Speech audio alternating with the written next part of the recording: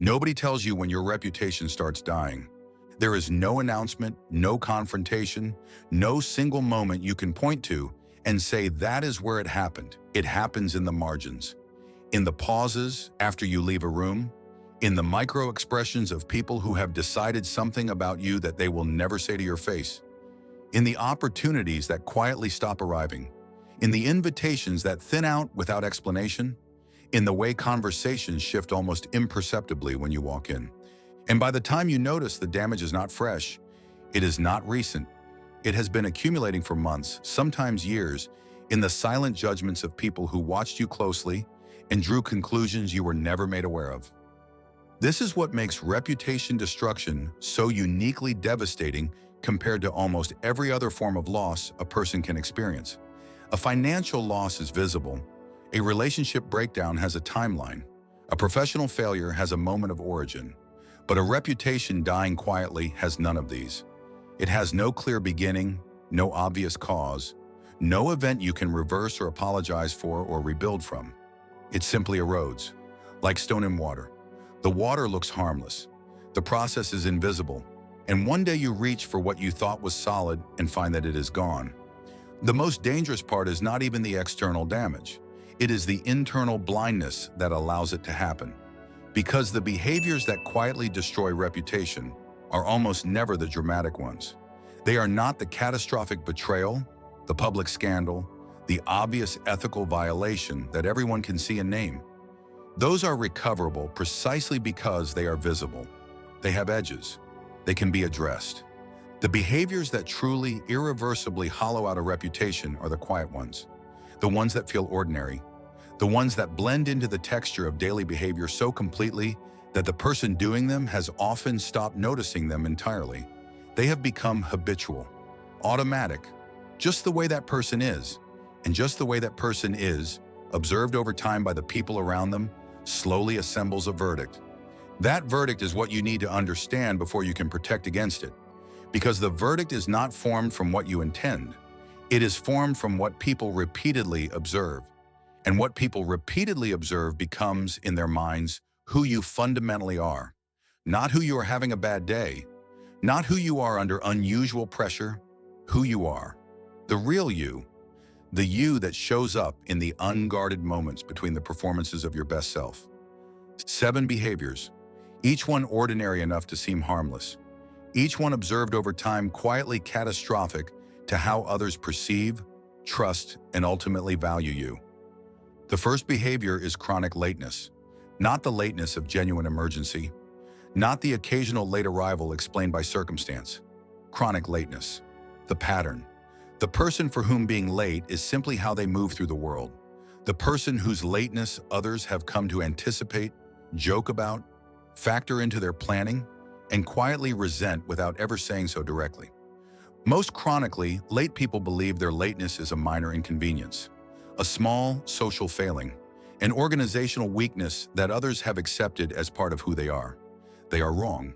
In every significant way, they are wrong about what their lateness communicates to the people around them. What chronic lateness communicates is not that you are disorganized, not that you are busy, not that you have too much going on and are doing your best to manage it. What chronic lateness communicates at the level of social perception where reputation actually lives is a hierarchy of value. It tells every person you are late to meet that their time matters less than yours. That whatever held you, whatever you prioritized over arriving when you said you would, ranked above the commitment you made to them. Every single time. This message does not need to be spoken. It does not need to be conscious. It transmits automatically through the simple arithmetic of the situation. You said you would be there at a certain time. You were not. Something else was more important than honoring that commitment.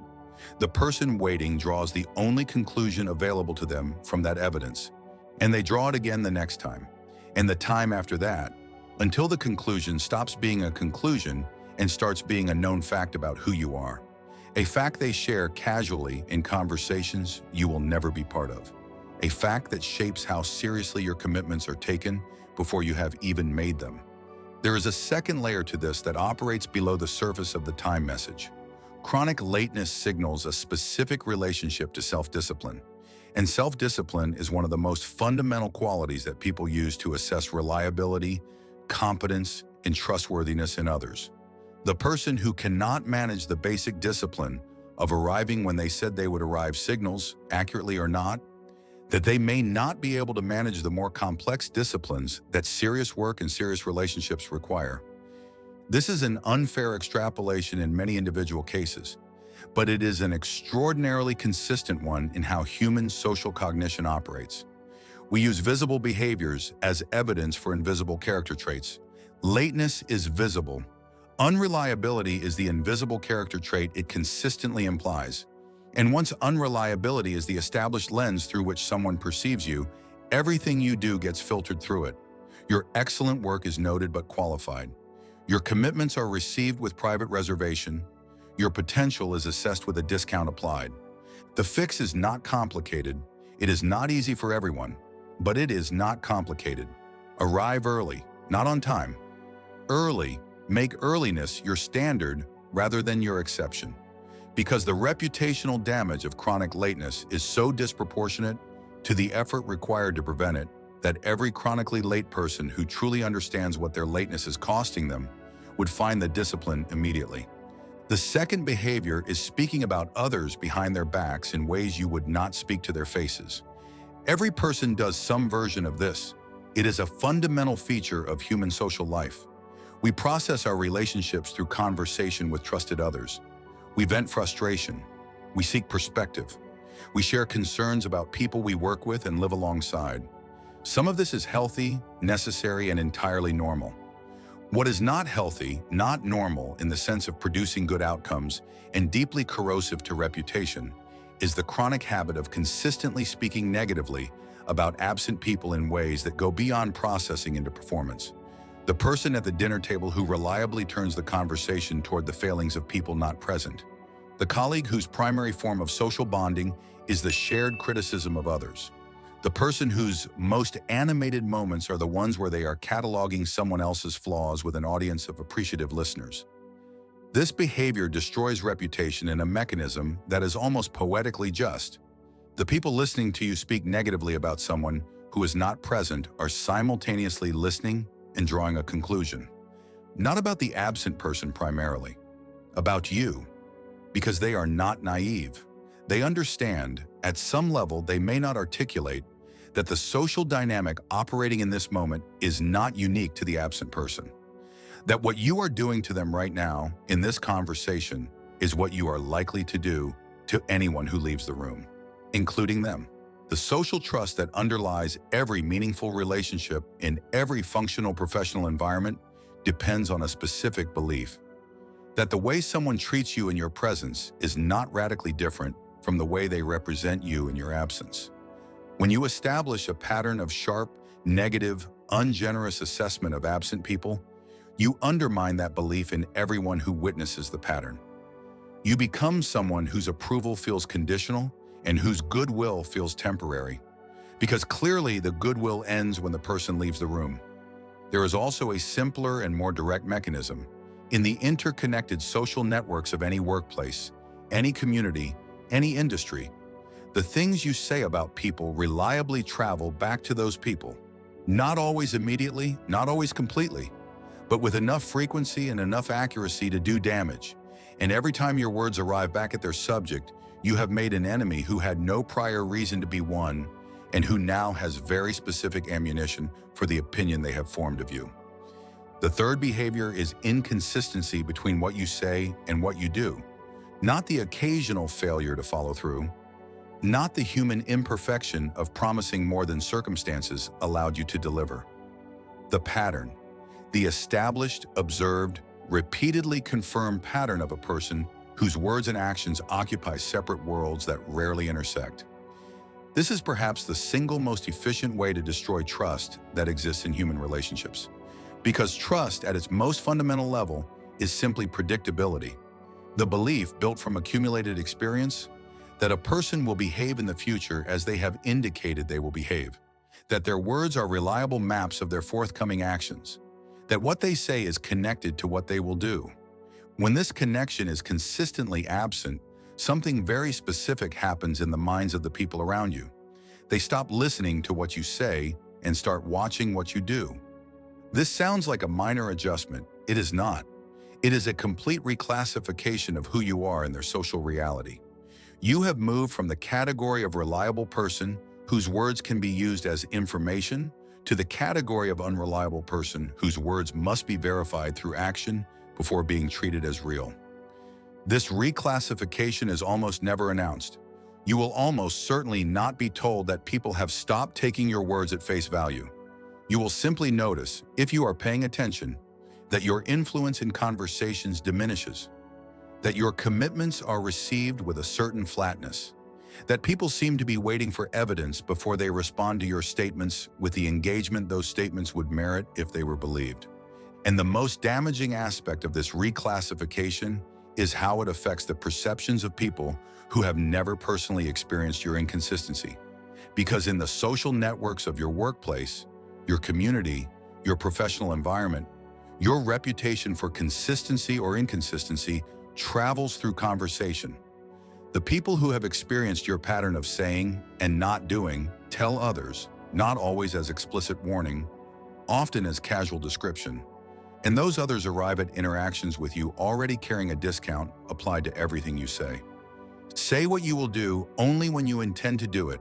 Intend to do only what you are actually capable of doing under realistic conditions. And when circumstances prevent you from honoring a commitment, address it before the deadline, with a direct acknowledgement, not after with an explanation.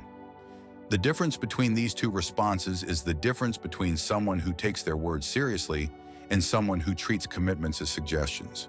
The fourth behavior is taking credit and distributing blame.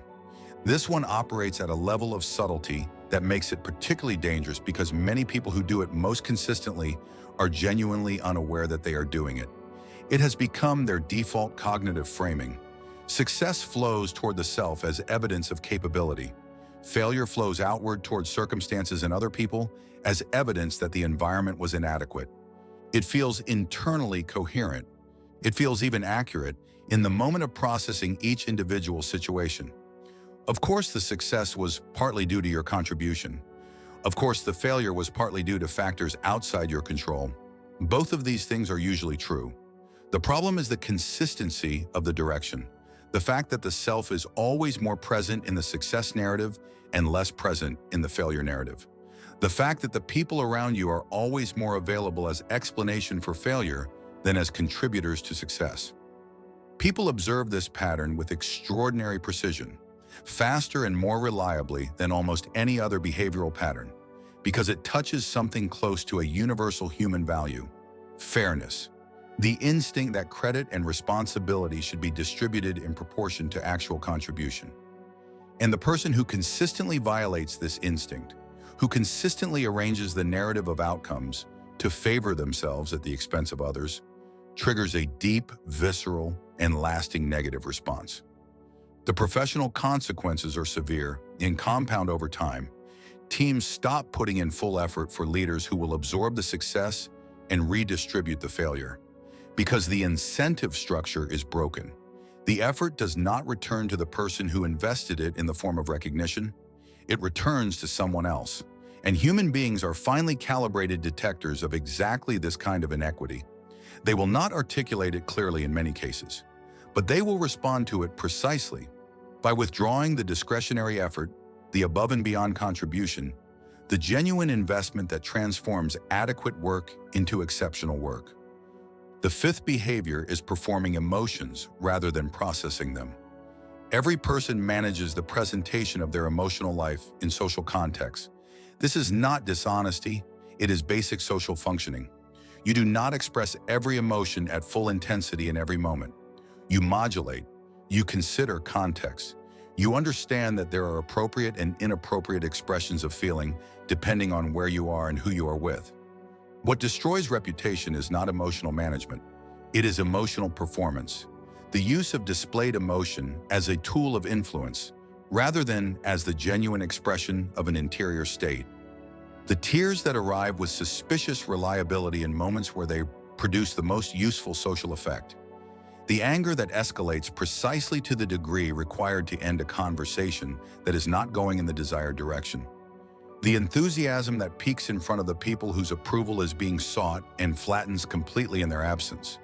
People detect performed emotion, not always consciously, not always quickly, but with a consistency that is almost uncanny because the human brain has devoted enormous processing power to exactly this detection task.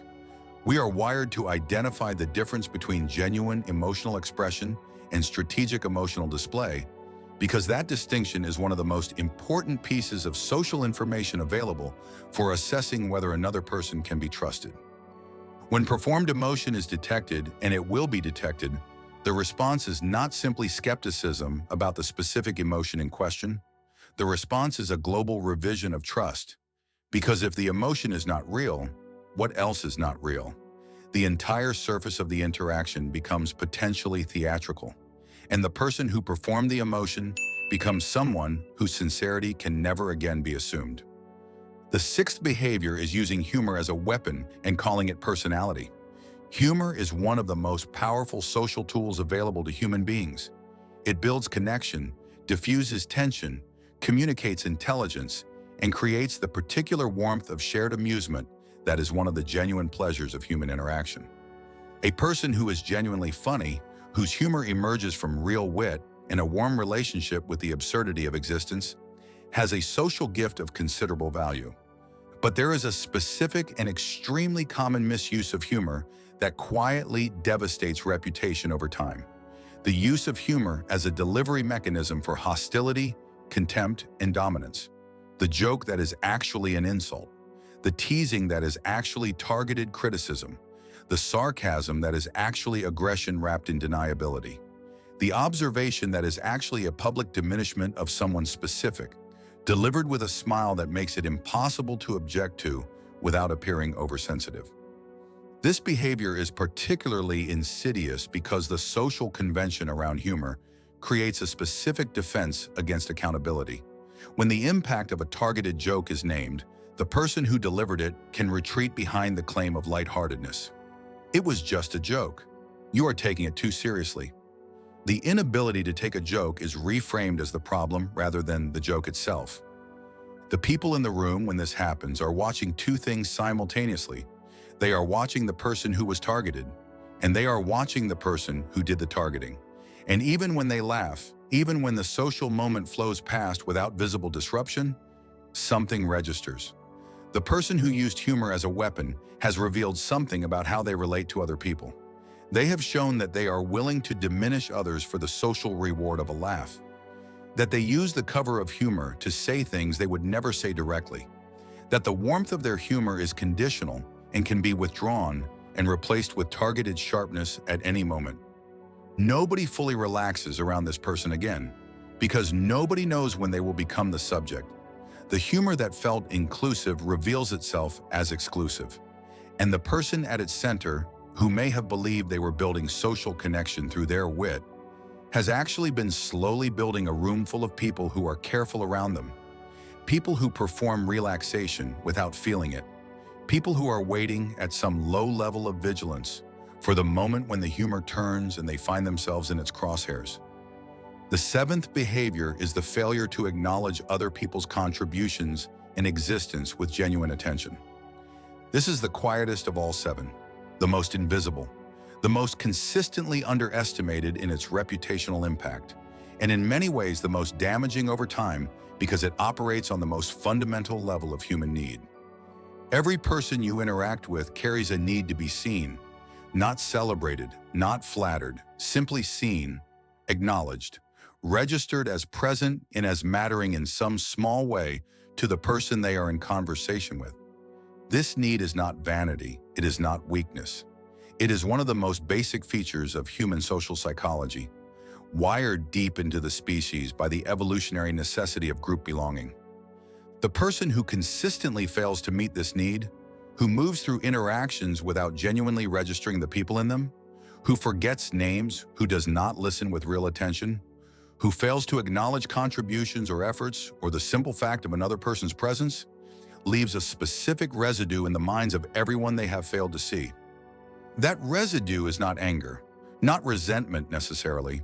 It is something quieter and in its own way more final. It is the decision that you do not matter to this person, and the decision that you do not matter to someone is followed with near certainty by the decision that they do not matter to you, not as an act of revenge, simply as the natural conservation of emotional energy. People invest where investment is returned, and in the accounting of human attention, people who are consistently not seen by someone stop seeing them in return. The reputational damage of this behavior is therefore not dramatic, but it is comprehensive. It does not produce enemies. It produces indifference. And indifference at scale means you move through your world without the invisible network of goodwill, advocacy, and support that operates below the surface of every successful life and career. You are surrounded by people who feel nothing particular about you in either direction. People who will not speak against you, but will not speak for you. Who will not undermine you, but will not protect you. Who are present in your life and body while absent from it in any meaningful sense.